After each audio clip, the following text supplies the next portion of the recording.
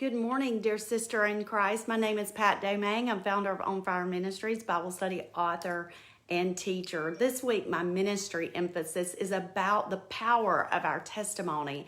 And as I get started, I want to share a little bit of background about my own life. I was raised in a Christian home with Christian parents who loved me and gave me the best life that they could or knew to give me. And that in itself is not a bad testimony to have, because I know too many stories to know that everyone doesn't have my early childhood story. When I share my testimony, I often say that I had every reason to walk with Jesus based on my childhood, my family, my background and upbringing, but I did not. The first problem was I had a sin nature, as we all are born with that. The second problem I had was I was just downright rebellious. I wanted to do life my way. So before I was classified as a young adult, I walked away from everything that my family, my parents had taught me, the life that they had instilled in me, the standards and the instructions that my parents had worked so hard to establish in me.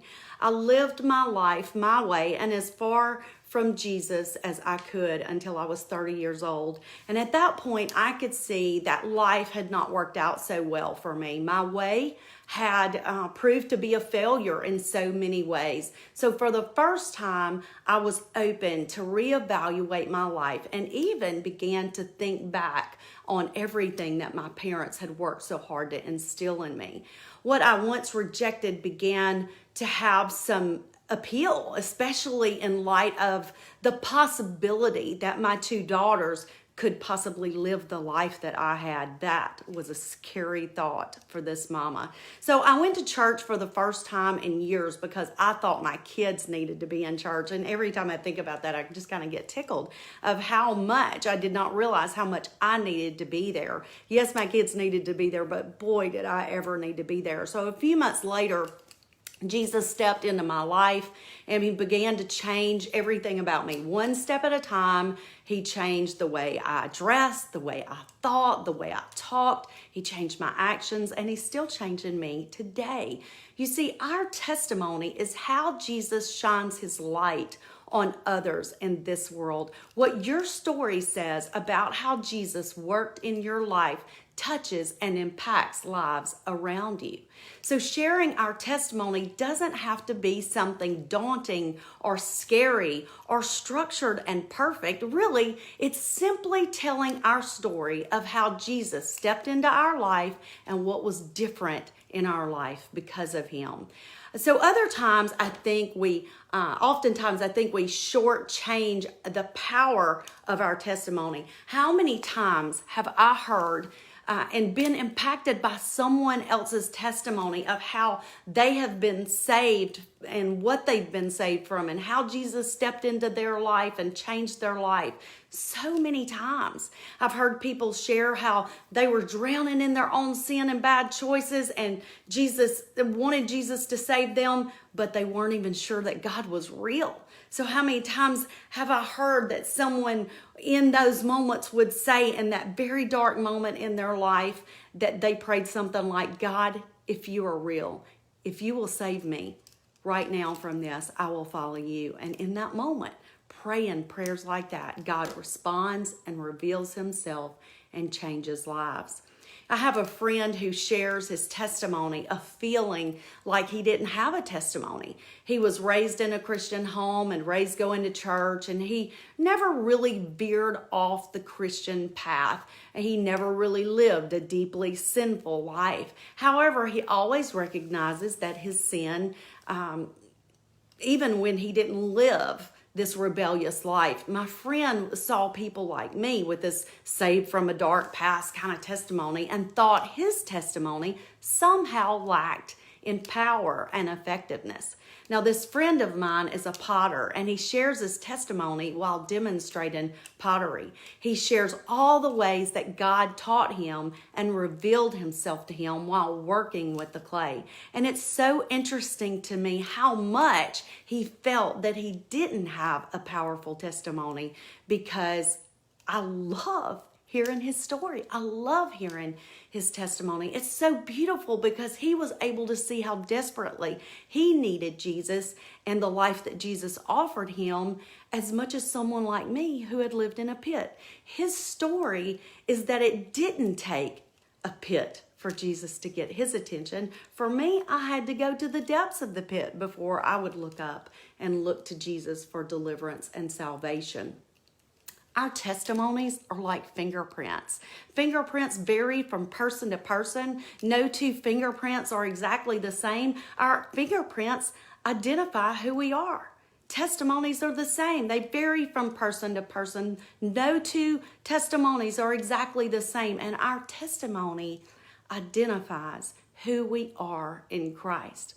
As bad of a life as I lived pre-Jesus, there are probably people saved from even worse sin than mine. You swing the pendulum to the other side of the how bad were you scale, and you might find my friend's story. And then there are all those stories in between. So think about how your testimony identifies who you are. As you think about your own story, I want to share a little bit more of mine. So many times when I go and speak somewhere, I am asked to share my testimony, and the way that I do that is with this big bag full of change. So I'm going to try to do that right here.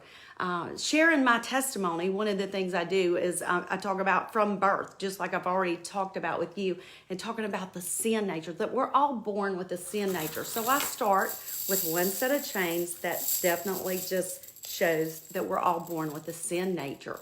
Then my story, where it all began to unravel and really go downhill, was at 13 years old. I was sexually assaulted. And then at 15 years old, I went through a really nasty church split and watched Christians act in ways that wasn't really good for someone so vulnerable as me to see, that was for sure. At 16 years old, I faced teenage pregnancy. It's kind of noisy with these chains. I faced teenage pregnancy. I got married, had a miscarriage, and got a divorce in less than 1 year. At 18 years old, I met the man of my dreams in a bar. Got married.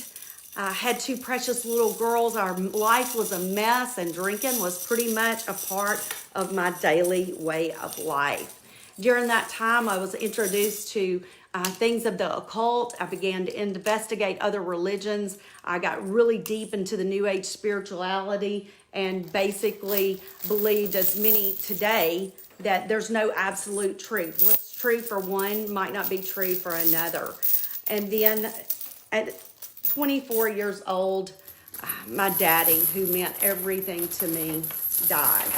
And I did not know if I was going to survive that. Then in my late 20s, marriage number 2 fell apart.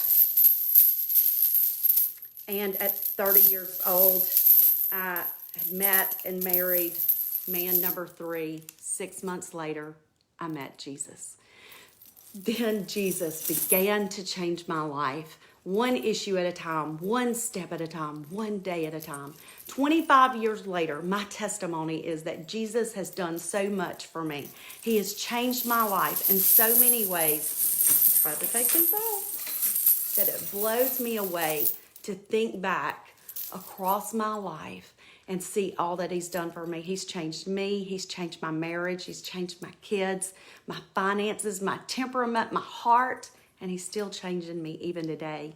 Revelation 12:11 says, and they overcame by the blood of the Lamb and the word of their testimony. And I believe that every time we tell our testimony, we shine Jesus' light on others. And he uses that to touch and impact the world around us. So dear sister, don't discount or shortchange your testimony.